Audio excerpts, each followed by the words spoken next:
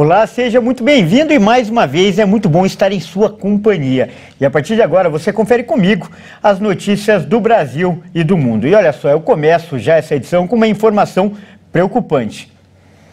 Isso porque o Brasil já registrou pelo menos 2 casos de varíola dos macacos em bebês com menos de 1 ano. Um em São Paulo e outro na Bahia.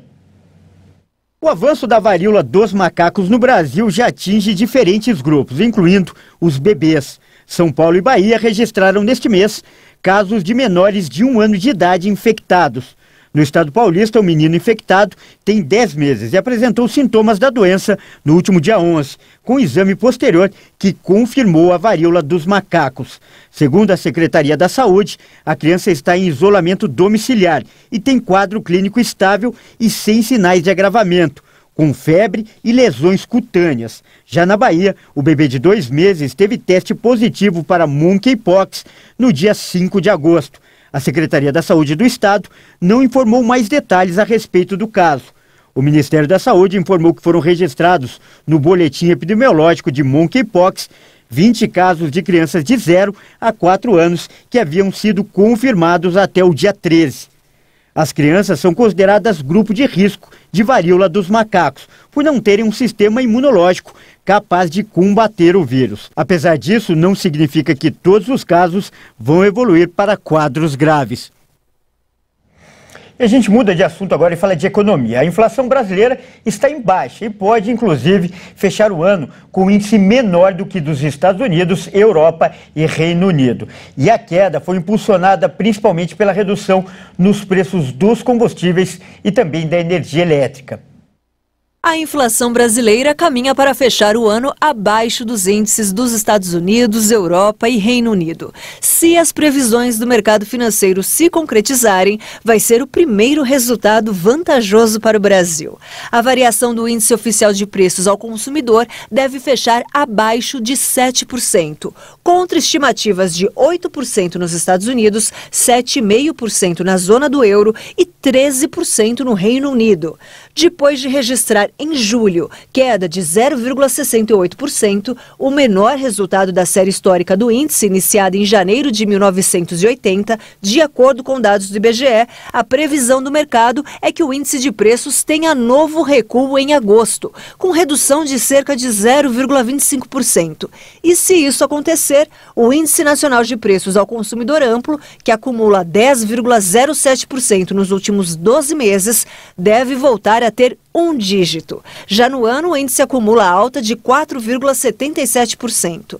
Mas boa parte dessa queda da inflação fica muito concentrada em gasolina e energia elétrica, com redução da alíquota do ICMS dos estados e a medida do governo federal que zerou o PIS/COFINS sobre a gasolina e o etanol até o fim deste ano.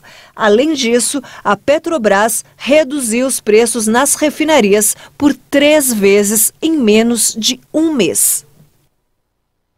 E ainda falando de economia, o índice de preços ao consumidor semanal caiu na terceira quadricemana de agosto. Os preços dos alimentos seguem desacelerando e contribuem para esse resultado. O Instituto Brasileiro de Economia da Fundação Getúlio Vargas informou que o IPC semanal caiu mais 0,95% na terceira quadricemana de agosto. Na semana anterior, o índice teve queda de 1,28% e no primeiro período do mês, o recuo foi de 1,13%. O grupo alimentação segue mostrando desaceleração dos preços, com alta de 0,38% na terceira semana.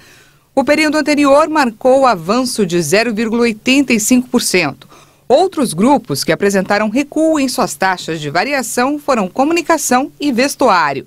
O estudo destaca o comportamento de laticínios, tarifa de telefone móvel e cintos e bolsas.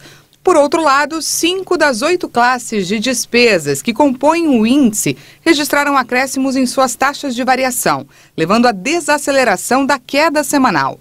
A maior contribuição veio do grupo Educação, Leitura e Recreação, em que a taxa passou de queda de 4,99% na segunda quadricemana para queda de 2,24% na terceira. Também registraram acréscimo em suas taxas de variação os grupos transporte, habitação, saúde e cuidados pessoais e despesas diversas. E após 2 anos sem eventos por causa da pandemia, a realização de shows no Brasil cresceu quase 300% nos últimos 12 meses. A volta de casamentos, aniversários e formaturas impulsionou a retomada no setor. Depois de sofrer os efeitos da pandemia durante o 3º trimestre de 2022, o mercado registra crescimento de 179% na procura por profissionais que atuam na área, em comparação com o mesmo período do ano passado. As bandas e cantores são os mais requisitados. A demanda por shows ao vivo aumentou 276% para casamentos, aniversários e formaturas. Os números fazem parte de um levantamento da plataforma de contratação de serviços Get Ninjas. Além da procura por músicos, a pesquisa ainda aponta para o crescimento da busca por serviços de buffet completo, que subiu 254%, e fotógrafos, que teve demanda expandida em 166%, e não só para eventos, mas também para sessões em estúdio. Os números coincidem com o cenário visto pela Associação Brasileira dos Promotores de Eventos, a ABRAP. A entidade notou um crescimento acentuado nas vendas, especialmente na comparação com o período pré-pandemia. Apesar disso, a ABRAP ressalta que o aquecimento do setor ainda não resultou em recuperação dos lucros das empresas do setor. Ela aponta que o cenário é positivo, mas ainda há obstáculos, já que muitos profissionais deixaram a área na pandemia e os serviços muitas vezes precisam ser terceirizados. E vamos agora de notícias internacionais. Na região portuária de Beirute, que é a capital do Líbano, parte de uma estrutura que foi danificada na explosão de 2020 desabou nesta terça-feira.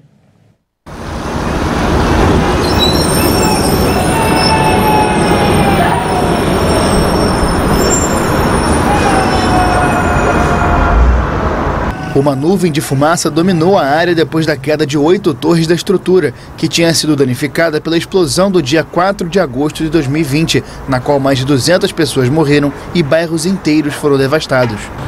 A explosão aconteceu em um depósito que armazenava centenas de toneladas de nitrato de amônio sem medidas de precaução.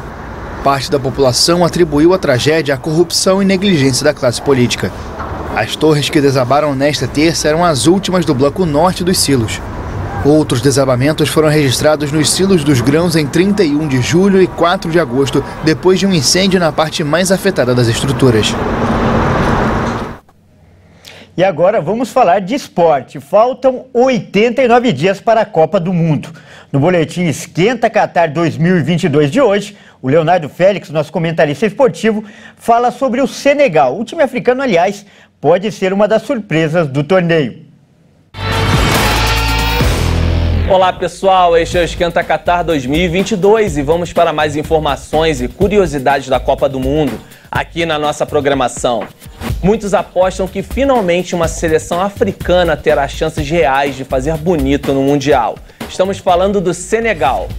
Os atuais campeões da Copa Africana de Nações estão no Grupo A, ao lado do Catar, Equador e Holanda, e tem uma grande chance de avançar de fase no Mundial de 2022, algo que não conseguiram na Rússia em 2018. A equipe é forte e conta com diversos destaques do futebol europeu. O principal jogador é o atacante Mané, do Bayern de Munique. Mas a equipe tem outras estrelas, entre elas o goleiro Mendy, o zagueiro Koulibaly, ambos do Chelsea, e o meio-campista Gueye, do Paris Saint-Germain. É isso aí, faltam 89 dias para a Copa do Mundo Qatar 2022. Muito obrigado, Léo. E amanhã tem mais boletim Esquenta Qatar 2022. E essa edição fica por aqui. Eu agradeço demais pela sua companhia e convido a continuar ligado em nossa programação. Até mais!